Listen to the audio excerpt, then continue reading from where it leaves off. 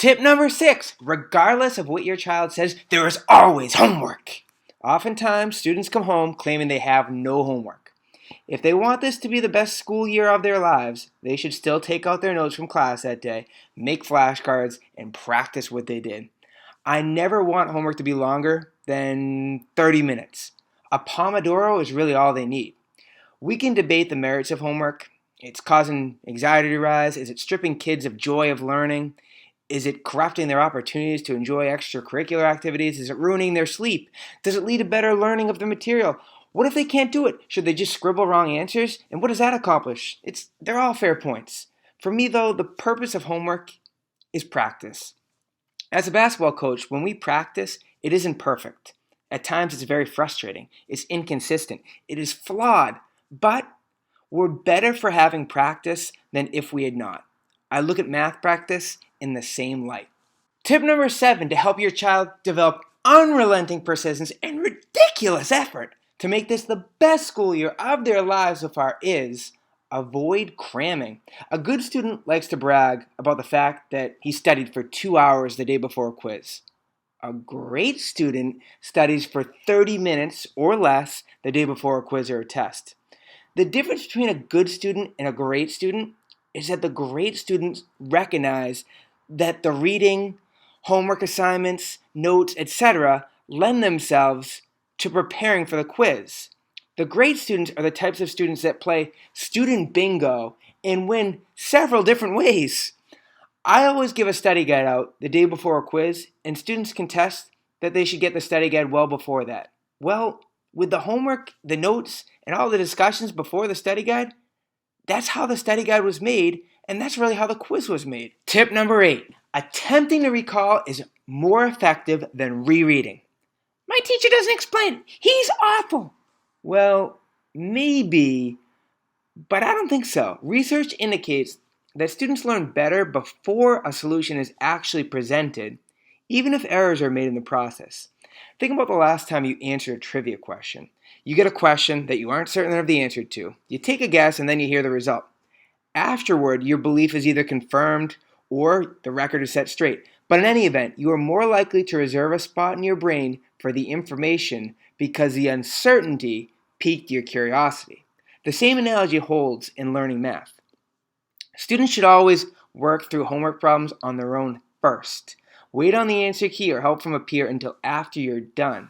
Sure, you'll get the answers by looking at how to do it first, but you are less likely to retain the process, and retention is the ultimate goal. Doing too many problems of the same kind is not effective. After the second or third problem, students are just no longer thinking. They're mimicking what they did on the previous problem. In our world now, that's what machines do. We need to prepare students for jobs that machines can't do.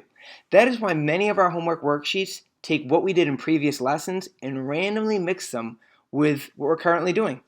When a student waits on the explanation of a teacher or a peer, there is an illusion that he knows it when he doesn't.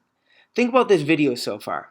You've been watching for a while at this point, and I'm on tip number 8 on how to help your child developing unrelenting persistence and ridiculous effort to make them have their best school year of their lives so far. What were the first 7 tips though? Bet you can't name them all. That's because you're passively learning. That's not a bad thing. Using flashcards, though, is a fantastic method to recall information. They've been around forever, but they're as effective as ever. There are several apps for flashcards, including my personal favorite, Quizlet. If you study flashcards during a Pomodoro, remember that's where you put a timer on, I bet you'd know all of these tips. The same principle is true of your child learning math. Tip number 9, work collaboratively. Students that set up small groups, no more than 3 or 4 people, to work out homework problems and study guides in math are setting themselves up for success. There's an important caveat though. Each student needs to make their best attempt at a problem first. After everyone in the study group makes an attempt at the problem, then the group should discuss the problem. If one friend just sends a picture of his or her work to a couple other friends, that won't help anyone. The temptation to cheat and avoid actually thinking about the subject will lead to poor quiz results and, more importantly, a lack of math skill development. The benefits working collaboratively are endless. First of all, students are the best teachers. Teachers are teaching the same thing year after year. We lose track of what it's like to empathize with students who are brand new to the material.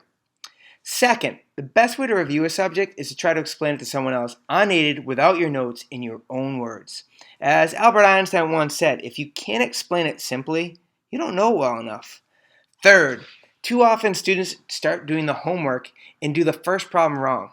It might be step one in the directions, but as a result, every subsequent problem is wrong. Now a bad habit is born. By working with a group, students are much more likely to catch the error on problem one and avoid a bad habit altogether. Fourth, procrastination takes a devastating blow.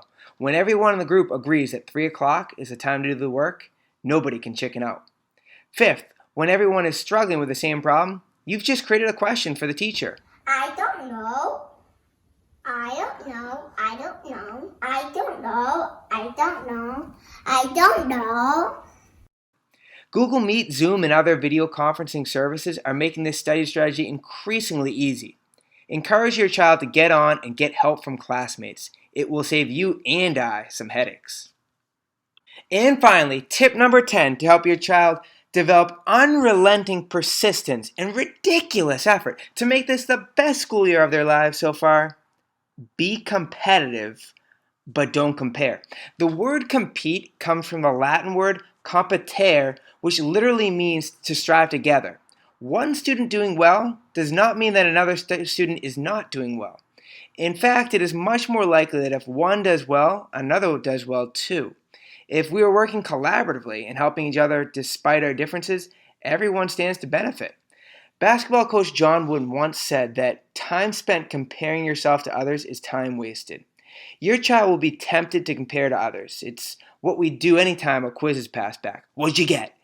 If you did better than your peer, you feel good. If you did worse, you feel bad. Neither emotion helps you learn, though.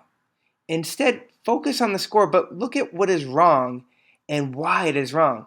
Learn from the mistakes. Did these problems occur in the notes, homeworks, and study guides leading up to the quiz? If so, did you think to make them into a flashcard? Being competitive means focusing on what you can do in class.